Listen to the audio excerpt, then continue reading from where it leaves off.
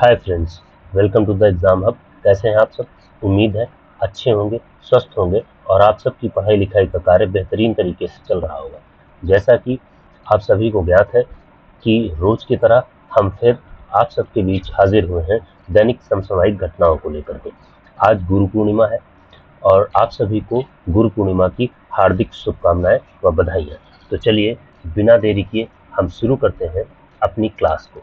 तो आज का जो हमारा पहला प्रश्न है वह प्रश्न यह है कि हैदराबाद में विमानों के रखरखाव, मरम्मत और ओवरहाल सेवाओं के विस्तार के लिए GMR एरोटेक्निक ने किस वैश्विक एरोस्पेस कंपनी के साथ समझौता किया है? तो ये जो कंपनी है यह है हनीवेल एरोस्पेस, यानी कि ऑप्शन नंबर बी हमारा सही जवाब है। देखिए GMR एरोटेक्निक ने हैदराबाद में विमान रखरखाव क्षमता को नया विस्तार देने के लिए हनीवेल एरोस्पेस के साथ लाइसेंस समझौता किया है। इसे भारत में ही व्यावसायिक और सैन्य विमानों के पुर्जों और MRO प्रणालियों की मरम्मत स्थानीय स्तर पर संभव हो सकेगी, जिससे विदेशी निर्भरता कम होगी। अगला प्रश्न है कि एस्ट्राजेनेका इंडिया ने भारत का पहला एकीकृत प्रिसीजन ऑन्कोलॉजी यानी कि कैंसर जांच व इलाज कार्यक्रम शुरू करने के लिए जीनोमिक सेंटर कहां स्थापित करने की घोषणा की है? तो ये जो है ऑप्शन नंबर ए हमारा सही जवाब है, आंध्र प्रदेश के अमरावती।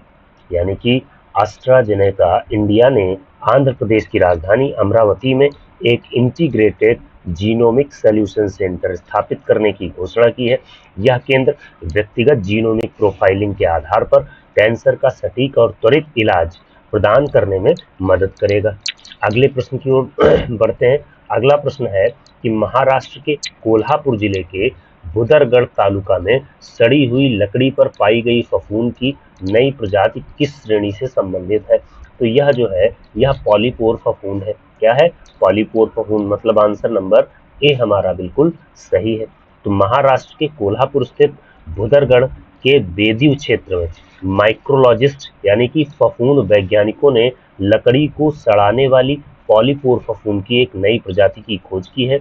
यह खोज पश्चिमी घाट क्षेत्र की समृद्ध सूक्ष्म जैव विविधता को रेखांकित करती है। बातें क्लियर है? अगला प्रश्न देख लेते हैं। अगला प्रश्न है हमारा कि ग्लासगो कॉमनवेल्थ गेम्स, क्या ग्लासगो कॉमनवेल्थ गेम्स 2026 में भारत के भारोत्तोलक वल्लूरी अजया बाबू ने पुरुषों की 79 किग्रा यानी कि 79 किलोग्राम स्पर्धा में कौन सा पदक जीता है? तो इसका जो सही जवाब है वह है आंसर नंबर बी, यानी कि रजत पदक। अब देखिए आंध्र प्रदेश के 20 वर्षीय वेटलिफ्टर वल्लूरी अजया बाबू ने स्कॉटलैंड के ग्लासगो में आयोजित कॉमनवेल्थ गेम्स में पुरुषों के 79 किलोग्राम वर्ग में कुल भार उठाकर भारत के लिए रजत पदक जीता है। आगे बढ़ते हैं। अगला प्रश्न है जलवायु स्मार्ट कृषि को बढ़ावा देने और किसानों को स्थानीय मौसम का सटीक डेटा देने के लिए ANNAM.AI के स्मार्ट AI मौसम स्टेशन किस राज्य में स्थापित किए जा रहे हैं? तो इसका जो सही जवाब है वह है ऑप्शन नंबर बी, यानी कि केरल में। कहाँ? केरल में। देखिए केरल सरकार ने अपनी 100 दिवसीय कार्य योजना के तहत AI आधारित ANNAM.AI स्मार्ट मौसम स्टेशनों का कार्यान्वयन शुरू किया है। ये स्टेशन सूक्ष्म स्तरीय मतलब माइक्रो लेवल पर मौसम पूर्वानुमान, वर्षा और आर्द्रता का डेटा प्रदान कर किसानों को फसलों की सुरक्षा और सिंचाई नियोजन में सहायता करेंगे। बात क्लियर? अगला प्रश्न है कि ग्लासगो कॉमनवेल्थ गेम्स 2026 में महिलाओं की F57 शॉट पुट यानी कि गोला फेंक स्पर्धा में स्वर्ण पदक जीतकर 20 साल का सूखा खत्म करने वाली भारतीय एथलीट कौन है? तो इसका जो सही जवाब है वह ऑप्शन नंबर बी, शर्मिला ढंकर। क्या? शर्मिला ढंकर। देखिए भारतीय पैरा एथलीट शर्मिला ढंकर ने ग्लासगो कॉमनवेल्थ गेम्स 2026 में महिलाओं की F57 शॉट पुट स्पर्धा में रिकॉर्ड थ्रो के साथ स्वर्ण पदक जीता। इस श्रेणी में भारत को 2 दशकों के लंबे अंतराल के बाद यह ऐतिहासिक स्वर्णिम सफलता मिली है।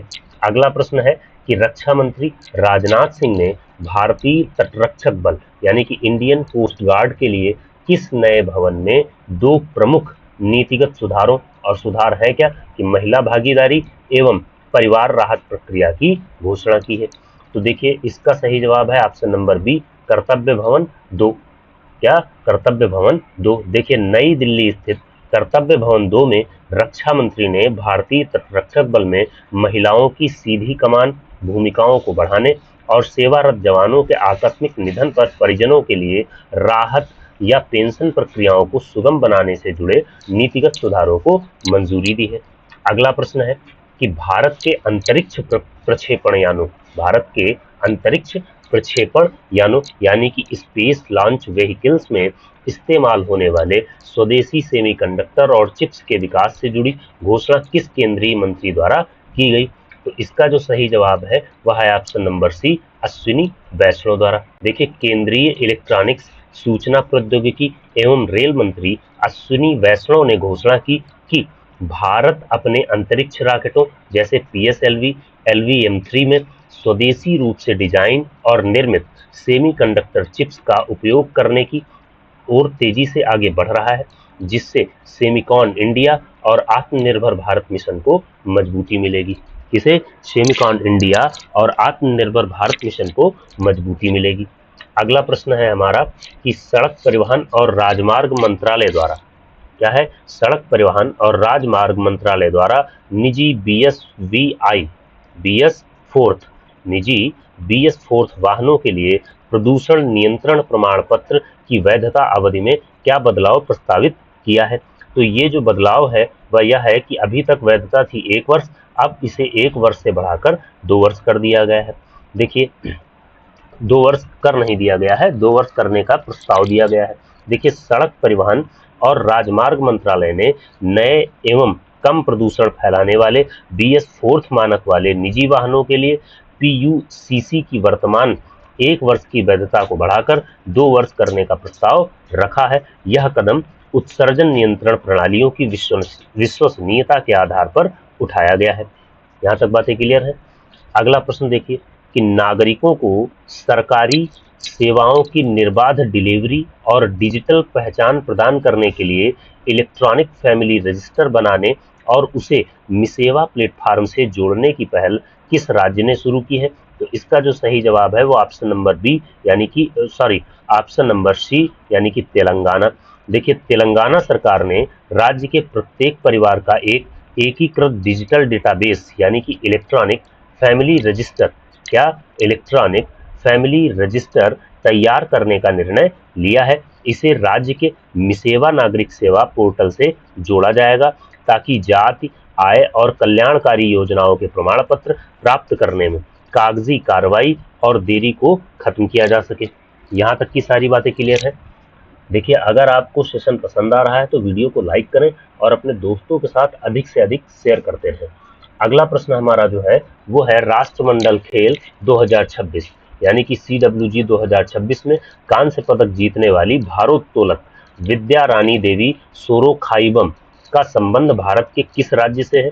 तो ये मणिपुर राज्य से है। कहां से है? मणिपुर राज्य से। देखिए भारतीय भारोत्तोलक विद्या रानी देवी मणिपुर राज्य से संबंधित हैं। उन्होंने ग्लासगो में आयोजित राष्ट्रमंडल खेल 2026 में महिलाओं की भारोत्तोलन स्पर्धा में उत्कृष्ट प्रदर्शन करते हुए कांस्य पदक जीता, जिस पर प्रधानमंत्री ने उन्हें बधाई भी दी है। अगला प्रश्न है कि हाल ही में केंद्रीय गृह एवं सहकारिता मंत्री श्री अमित शाह ने किस जिले के डिस्ट्रिक्ट कोऑपरेटिव बैंक के शताब्दी समारोह में भाग लिया है? तो इसका जो सही जवाब है वह है गुजरात का जामनगर शहर, ऑप्शन नंबर बी। देखिए केंद्रीय सहकारिता मंत्री श्री अमित शाह ने गुजरात के जामनगर डिस्ट्रिक्ट कोऑपरेटिव बैंक के शताब्दी समारोह को संबोधित किया। यह आयोजन भारत में सहकारिता आंदोलन को मजबूत करने और ग्रामीण बैंकिंग प्रणाली के 100 वर्षों के योगदान का उत्सव मनाने के लिए किया गया था। अगला प्रश्न हमारा है कि भारत को अगली पीढ़ी की दूरसंचार प्रौद्योगिकियों में वैश्विक अग्रणी बनाने के उद्देश्य से गठित भारत 6G अलायंस क्या भारत 6G अलायंस यानी कि B6GA की समीक्षा हाल ही में किस मंत्रालय द्वारा की गई? तो इसकी समीक्षा जो की गई है वो संचार मंत्रालय द्वारा यानी कि मिनिस्ट्री ऑफ कम्युनिकेशन द्वारा की गई है। देखिए, केंद्रीय संचार मंत्री श्री ज्योतिरादित्य एम सिंधिया ने भारत 6G अलायंस की प्रगति की समीक्षा की। इस अलायंस का मुख्य उद्देश्य देश में 6G तकनीक से जुड़े अनुसंधान, पेटेंट मानकों के निर्माण और 2030 तक 6G सेवाओं को अपनाने में भारत को अग्रणी बनाना है। अगला प्रश्न हमारा है कि देश में वरिष्ठ नागरिकों के कल्याण, देखरेख और सामाजिक सुरक्षा को सुदृढ़ करने के उद्देश्य से कार्यान्वित अटल वयो अभ्युदय योजना यानी कि AVYAY किस केंद्रीय मंत्रालय की एक प्रमुख पहल है? तो यह जो है वो है सामाजिक न्याय और अधिकारिता मंत्रालय के तहत। किस मंत्रालय की? तो सामाजिक न्याय और अधिकारिता मंत्रालय के अंतर्गत अटल वयो अभ्युदय योजना को संचालित किया जाता है। देखिए, अटल वयो अभ्युदय योजना यानी कि AVYAY सामाजिक न्याय एवं अधिकारिता मंत्रालय द्वारा संचालित एक एकीकृत योजना है। इसके तहत ओल्ड एज होम्स मतलब वृद्धाश्रमों का संचालन, वरिष्ठ नागरिकों के लिए राष्ट्रीय हेल्पलाइन क्या है? 14567 क्या है? 14567 और बुजुर्गों की स्वास्थ्य व वित्तीय सुरक्षा से जुड़े कार्यक्रम चलाए जाते हैं। अगला प्रश्न है कि केंद्र सरकार ने अनुसूचित जाति बहुल क्षेत्रों के समग्र विकास के लिए प्रधानमंत्री अनुसूचित जाति अभ्युदय योजना क्या? अनुसूचित जाति अभ्युदय योजना यानी कि PM अजय को किस अवधि तक जारी रखने की मंजूरी दी है? तो इसका जो सही जवाब है वह हमारा ऑप्शन नंबर सी बिल्कुल सही जवाब है, 2026 से 2031। देखिए, सरकार ने 2026 से 2031 तक की अवधि के लिए बढ़े हुए वित्तीय परिव्यय के साथ PM अजय योजना को जारी रखने का निर्णय लिया है। यह योजना 3 पूर्ववर्ती योजनाओं जिनमें सबसे पहली क्या है? PMAAGY जिस यानी कि प्रधानमंत्री आदर्श ग्राम योजना क्या है? प्रधानमंत्री आदर्श ग्राम योजना या इसी को कहते हैं प्रधानमंत्री आदि आदर्श ग्राम योजना। उसके बाद SCA to SCSP यानी कि special central assistance to scheduled caste sub plan मतलब अनुसूचित जाति उप योजना के लिए विशेष केंद्रीय सहायता, और BJRCY यानी कि बाबू जगजीवन राम छात्रावास योजना को मिलाकर बनाई गई है, जिसका उद्देश्य क्या है कि SC बहुल गांवों का आदर्श ग्राम के रूप में विकास करना और कौशल आजीविका सृजित करना। अगला प्रश्न हमारा जो है वह है कि भारतीय प्रतिस्पर्धा आयोग किस प्रकार की संस्था है जिसने हाल ही में कई प्रमुख कारपोरेट विलय और अधिग्रहण प्रस्तावों को मंजूरी प्रदान की? तो यह जो है वह एक सांविधिक या वैधानिक निकाय है। देखिए, भारतीय प्रतिस्पर्धा आयोग प्रतिस्पर्धा अधिनियम 2002 के तहत स्थापित एक संविधिक निकाय है। इसका मुख्य कार्य भारतीय बाजार में प्रतिस्पर्धा पर प्रतिकूल प्रभाव डालने वाले अभ्यासों को रोकना, उपभोक्ताओं के हितों की रक्षा करना और व्यापार की स्वतंत्रता सुनिश्चित करना है। अगला प्रश्न हमारा जो है वो है कि हाल ही में सरकार ने अनुसूचित जाति बहुल क्षेत्रों और सीमावर्ती जिलों में युवाओं में अनुशासन और देशभक्ति की भावना बढ़ाने के लिए किस राष्ट्रीय संगठन के विस्तार को सुगम बनाया? तो ये जो है वो है हमारा ऑप्शन नंबर बी, राष्ट्रीय कैडेट कोर यानी कि NCC। देखिए, केंद्र सरकार ने देश के सुदूर क्षेत्रों, सीमावर्ती इलाकों और SC बहुल क्षेत्रों के छात्रों को अवसर देने के लिए NCC के दायरे का विस्तार किया है ताकि अधिक से अधिक युवा सैन्य प्रशिक्षण, नेतृत्व कौशल और राष्ट्र निर्माण की गतिविधियों से जुड़ सकें। अगला जो हमारा प्रश्न है वह है कि देश में इलेक्ट्रिक वाहनों यानी कि इलेक्ट्रिक व्हीकल के अपनाने को गति देने और चार्जिंग इंफ्रास्ट्रक्चर के निर्माण हेतु शुरू की गई PM E-ड्राइव योजना का मुख्य लक्ष्य क्या है? तो इसका जो लक्ष्य है वह है इलेक्ट्रिक 2 व्हीलर, 3 व्हीलर, ई बसों और चार्जिंग स्टेशनों के लिए वित्तीय प्रोत्साहन देना।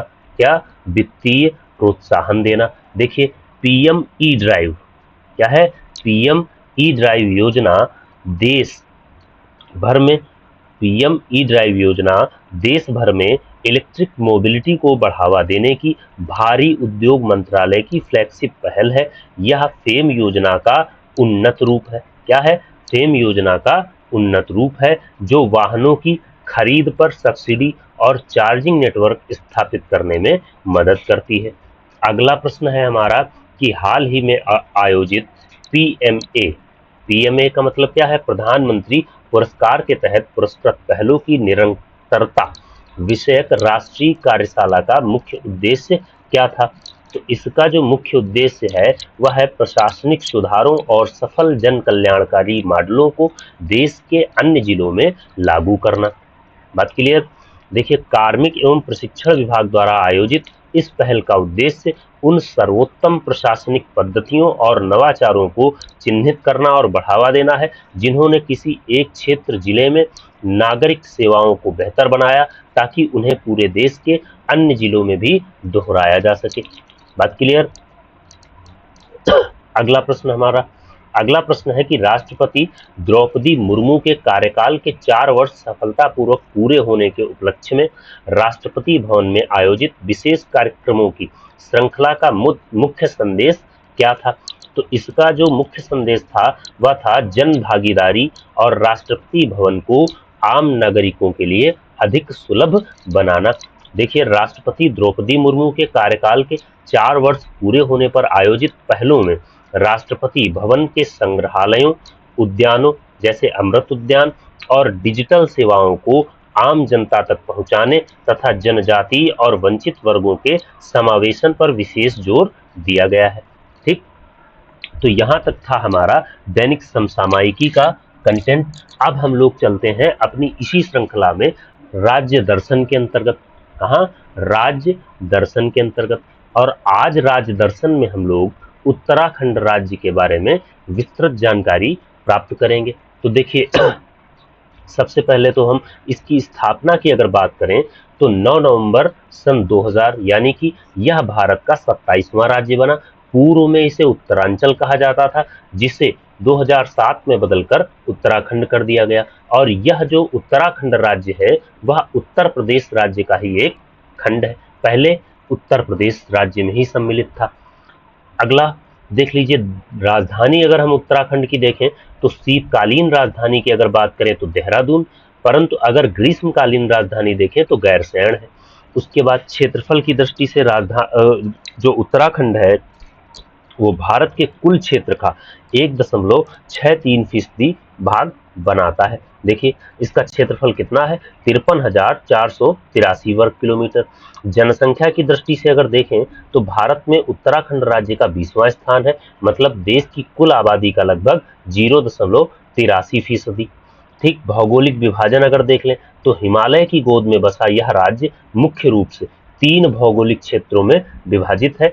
पहला बाह्य हिमालय जिसको शिवालिक श्रेणी कहते हैं, फिर लघु हिमालय जिसको मध्य हिमालय भी कहते हैं, फिर उसके बाद आता है बृहत हिमालय या उच्च हिमालय क्षेत्र। इसके दक्षिणी भाग में तराई एवं भावर का मैदानी क्षेत्र स्थित है। अब अगर हम उत्तराखंड राज्य की सीमाओं की बात करें तो यह भारत के उत्तर में स्थित एक अंतरराष्ट्रीय सीमावर्ती राज्य है। देखिए, अगर हम अंतरराष्ट्रीय सीमाओं को देखें तो उत्तर में तिब्बत जो चीन अधिकृत है और पूर्व में नेपाल के साथ अंतरराष्ट्रीय सीमा साझा करता है। मतलब हमारा जो उत्तराखंड राज्य है वो तिब्बत और नेपाल के साथ अंतरराष्ट्रीय सीमा साझा करता है। अगर हम अंतरराज्यीय सीमा देखें तो पश्चिम में हिमाचल प्रदेश और दक्षिण में उत्तर प्रदेश। उसके बाद प्रमुख नदियों की अगर बात की जाए तो गंगा यहाँ की प्रमुख नदी है जिसको भगीरथी एवं अलकनंदा का संगम भी कहते हैं। यमुना, काली नदी जिसको शारदा नदी भी कहते हैं। फिर रामगंगा, अलकनंदा और भागीरथी यहाँ की प्रमुख नदियां हैं। प्रशासनिक ढांचे की अगर बात की जाए तो उत्तराखंड में वर्तमान में कुल 13 जिले हैं। प्रशासनिक सुविधा के लिए इन्हें 2 मंडल यानी कि गढ़वाल और कुमाऊं में बांटा गया है। सर्वोच्च बिंदु की अगर बात करें तो नंदा देवी जो है वो यहाँ का सर्वोच्च शिखर है। इसकी ऊंचाई लगभग 7,817 मीटर है, जो चमोली जिले में स्थित है और पूरी तरह से भारत की सीमा के भीतर स्थित सबसे ऊंची पर्वत चोटी है। उसके बाद ये देख लीजिए उत्तराखंड राज्य का मैप है। क्या है? उत्तराखंड राज्य का मैप।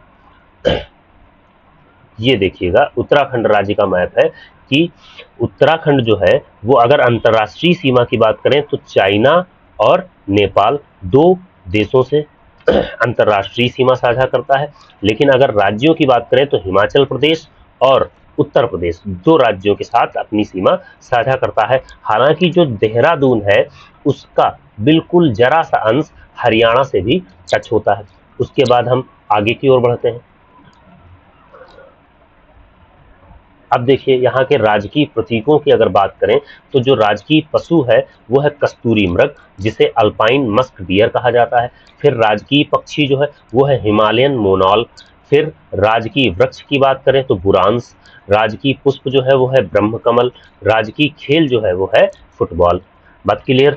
फिर आगे बढ़ते हैं और देखते हैं कि सांस्कृतिक, ऐतिहासिक और धार्मिक स्थलों की अगर हम बात करें तो सबसे पहले हरिद्वार एवं ऋषिकेश।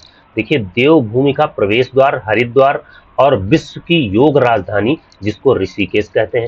हरिद्वार में हर 12 वर्ष में प्रसिद्ध कुंभ मेला आयोजित होता है।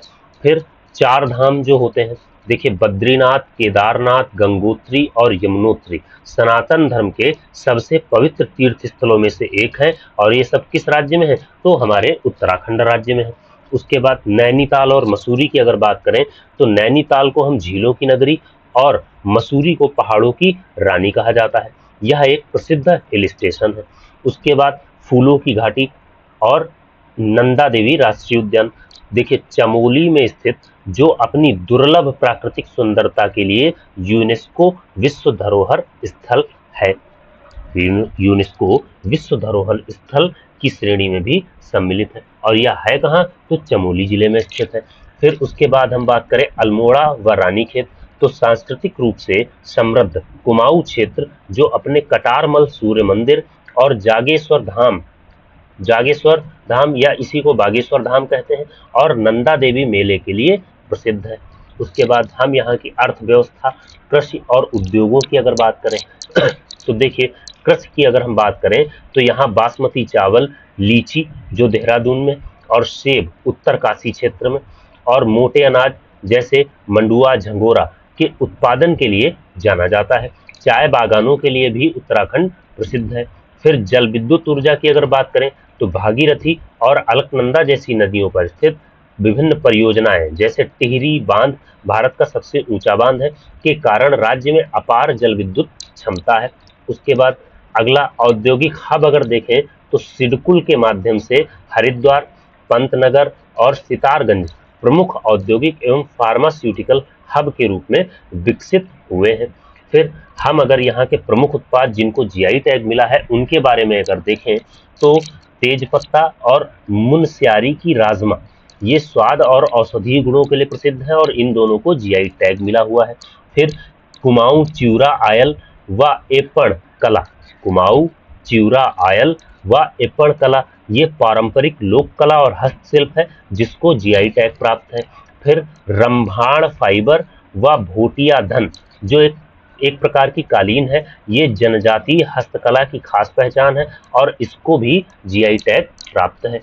अब हम यहाँ की राज्य व्यवस्था यानी कि उत्तराखंड राज्य के पॉलिटिकल स्ट्रक्चर की अगर हम बात करें तो यहाँ की जो विधायिका है वो एक सदनात्मक है, मतलब यहाँ केवल विधानसभा है, विधान परिषद का यहाँ अभाव है। देखिए लोकसभा सीटें कितनी हैं? 5, राज्यसभा सीटें 3 आती हैं और विधानसभा सीटें जो है वो है टोटल कितनी? 70। तो उत्तराखंड राज्य में टोटल विधानसभा सीटें कितनी? 70। यहाँ पर आप कमेंट करिएगा कि जो हिमाचल प्रदेश है वहाँ विधानसभा सीटें, लोकसभा सीटें और राज्यसभा सीटों की संख्या आप हमें कमेंट सेक्शन में बताएं। उसके बाद अन्य महत्वपूर्ण बिंदुओं पर अगर हम चर्चा करें तो जो सबसे इंपॉर्टेंट बिंदु है वो है जिम कॉर्बेट राष्ट्रीय उद्यान। देखिए 1936 में स्थापित भारत का पहला राष्ट्रीय उद्यान है जिसका पहले नाम क्या था? हैली नेशनल पार्क, जहां से 1973 में प्रोजेक्ट टाइगर की शुरुआत हुई थी। फिर चिपको आंदोलन की अगर बात करें तो 1970 के दशक में चमोली जिले में वनों की कटाई रोकने के लिए गौरा देवी, सुंदरलाल बहुगुणा और चंडी प्रसाद भट्ट के नेतृत्व में शुरू हुआ एक ऐतिहासिक पर्यावरण आंदोलन है। फिर हम यहाँ महान विभूतियों को योगदान देखें अगर, तो पंडित गोविंद बल्लभ पंत जो एक स्वतंत्रता सेनानी और उत्तर प्रदेश के पहले मुख्यमंत्री थे, और खास बात यह है कि ये भारत रत्न से सम्मानित है। फिर मेजर सोमनाथ शर्मा, देखिए कुमाऊं रेजिमेंट से संबद्ध भारत के पहले परमवीर चक्र विजेता हैं। फिर जनरल बिपिन रावत की अगर बात करें तो भारत के पहले चीफ ऑफ डिफेंस स्टाफ यानी कि सीडीएस, जिनका संबंध उत्तराखंड के पौड़ी गढ़वाल से था। यहाँ पर भी आपसे एक प्रश्न है कि भारत के वर्तमान सीडीएस का नाम आप हमें कमेंट सेक्शन में बताएं। अगला पॉइंट देख लेते हैं कि जनगणना 2011 के अनुसार हम उत्तराखंड राज्य पर अगर एक नजर डालें तो यहाँ की जो कुल जनसंख्या है वो है 1,86,292, मतलब लगभग 1.01 करोड़। देश में इसका 20वां स्थान है जनसंख्या की दृष्टि से। देश की कुल आबादी में अगर प्रतिशत हिस्सा देखें तो 0.83%। दशकीय जनसंख्या वृद्धि दर की अगर हम बात करें तो 2001 से 2011 के दशक में 18.81% की दशकीय जनसंख्या वृद्धि मापी गई।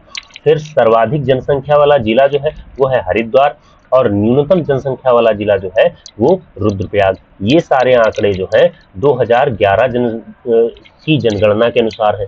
वर्तमान में जनगणना जारी है, जिसके आंकड़े शायद 2027 के लास्ट तक हम सबको देखने को मिलेंगे। उसके बाद सर्वाधिक दशकीय वृद्धि दर वाला अगर जिला देखें तो उधम सिंह नगर है, जो 23.45% की क्षमता रखता है। उसके बाद न्यूनतम दशकीय वृद्धि दर वाला जिला देखें तो अल्मोड़ा जिला है, जहां -1.28% की वृद्धि दर्ज की गई, और यहां ऋणात्मक वृद्धि दर्ज की गई। ठीक, यदि हम उत्तराखंड का जनघनत्व देखें तो 189 व्यक्ति प्रति वर्ग किमी। सर्वाधिक जनघनत्व वाला जिला देखें तो हरिद्वार है, जहां 801 व्यक्ति प्रति वर्ग किलोमीटर। फिर न्यूनतम जनघनत्व वाला जिला देखें तो उत्तरकाशी, जहां 41 व्यक्ति प्रति वर्ग किलोमीटर। आगे देख लेते हैं, उत्तराखंड राज्य का जो कुल लिंगानुपात है वो है 963 महिलाएं प्रति 1000 पुरुषों पर, जो राष्ट्रीय औसत 943 से बेहतर है। बाल लिंगानुपात की अगर बात करें तो 890 है। सर्वाधिक लिंगानुपात वाला जिला जो है वो अल्मोड़ा है, जहां 1139 महिलाएं यानी कि 1139 महिलाएं हैं प्रति 1000 पुरुषों पर। और अगर न्यूनतम लिंगानुपात वाला जिला देखें तो हरिद्वार जिला है, जहां मात्र 880 महिलाएं हैं प्रति 1000 पुरुषों पर। कुल साक्षरता दर की बात करें तो 78.82% यानी कि 78.82%। पुरुष साक्षरता दर अगर देखें तो 87.40%। महिला साक्षरता दर की बात करें तो 70.01%। सर्वाधिक साक्षरता वाला जिला अगर देखें तो वह देहरादून जिला है, जहां 84.25% की साक्षरता दर्ज की गई। न्यूनतम साक्षरता वाला जिला अगर देखें तो उधम सिंह नगर है, जहां 73.40% साक्षरता दर्ज की गई। अब अगर हम यहाँ की ग्रामीण आबादी देखें, मतलब उत्तराखंड राज्य की अगर ग्रामीण आबादी की बात करें तो 69.77% ग्रामीण आबादी है। कहाँ? उत्तराखंड राज्य में जो कुल जनसंख्या है उसका 69.77% ग्रामीण आबादी है, और इसके अतिरिक्त 30.23% जो है वो नगरीय या शहरी आबादी के अंतर्गत आता है, और जो देहरादून जिला है वो सबसे बड़ा शहरी केंद्र है। फिर हम बात करें अनुसूचित जाति की, काहे की अनुसूचित जाति का, तो अनुसूचित जाति का अगर प्रतिशत देखें तो कुल आबादी का 18.76%, और अनुसूचित जाति की सर्वाधिक जनसंख्या जो है वो हरिद्वार जिले में है। उसके बाद अनुसूचित जनजाति की अगर बात करें तो कुल आबादी का 2.89%, और यहाँ की जो प्रमुख जनजातियां हैं उनमें थारू, जौनसारी, भोटिया, ये 3 जनजातियां जो हैं वो यहाँ की प्रमुख जनजातियां हैं। और सर्वाधिक जनजातीय जनसंख्या अगर देखें तो उधम सिंह नगर जिले में पाई जाती है। इतनी बातें सारी क्लियर हैं। देखिए, आज के करंट अफेयर के सेशन में जो 20 प्रश्न थे उनको आप अच्छी तरह से समझ लिए होंगे। साथ ही साथ आज हमने उत्तराखंड राज्य से संबंधित सभी महत्वपूर्ण तथ्यों पर विस्तृत चर्चा कर ली है, जो हमारी परीक्षा की दृष्टि से अत्यंत महत्वपूर्ण है। आज की क्लास में बस यहीं तक, फिर मिलते हैं आपको अगली क्लास में। तब तक के लिए जय हिंद, धन्यवाद।